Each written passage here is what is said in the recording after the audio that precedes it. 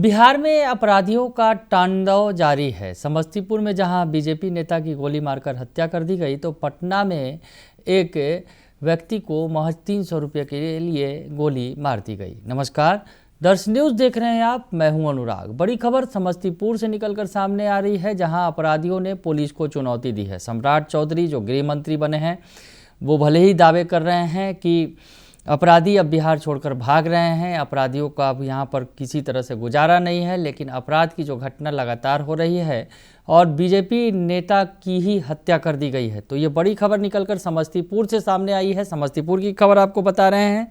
समस्तीपुर में बीजेपी नेता रूपक सहनी की बाइक सवार अपराधियों ने गोली मारकर हत्या कर दी और इसके बाद वहाँ पर हड़कंप मच गया। ये जो समस्तीपुर से खबर निकलकर सामने आई है, समस्तीपुर में बेखौफ अपराधियों ने इस घटना को अंजाम दिया है और भाजपा नेता की गोली मारकर हत्या कर दी है।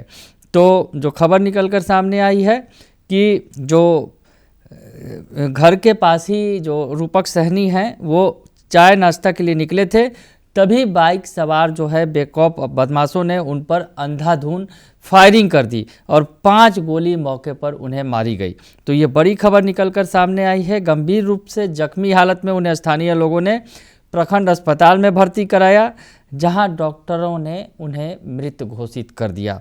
तो रूपक सहनी जो बीजेपी के नेता हैं, बताया जा रहा है, जो पूरी घटना आपको बता दें, समस्तीपुर जिले के खानपुर थाना क्षेत्र के अंतर्गत सादीपुर वार्ड 5 की है, जहां सादीपुर पुल के पास बेखौफ अपराधियों ने भाजपा नेता को गोलियों से भून डाला और उनकी हत्या कर दी।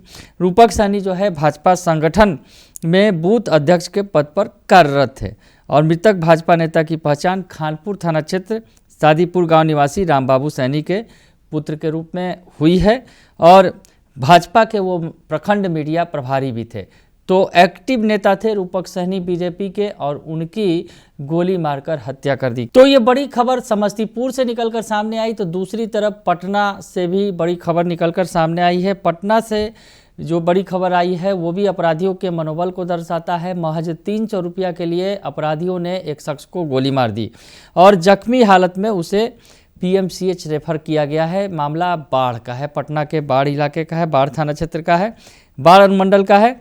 हम आपको बताएं कि जिस तरह से जो बाढ़ से के पंडारक थाना क्षेत्र के लेमुआबाद से ये खबर निकलकर सामने आई है कि जनरल स्टोर चलाने वाले एक दुकानदार को महज 300 रुपये के लिए गोली मार दी गई। बताया जा रहा है कि अपने सामान का पैसा 300 रुपये मांग रहा था, जिससे नाराज होकर अपराधियों ने इस घटना को अंजाम दिया। दुकानदार का नाम जवाहर लाल बताया जा रहा है और स्थानीय लोगों ने घायल अवस्था में दुकानदार को इलाज के लिए बाढ़ अनुमंडलीय अस्पताल में भर्ती कराया, जहां से उसे PMCH रेफर कर दिया गया। तो ग्रामीण क्या कह रहे हैं घटना के बारे में, वो सुन लीजिए आप। हम बगल में थे, घर के बगल में हैं। इनके द्वारा बताया 3 व्यक्ति आया, सामान लिया।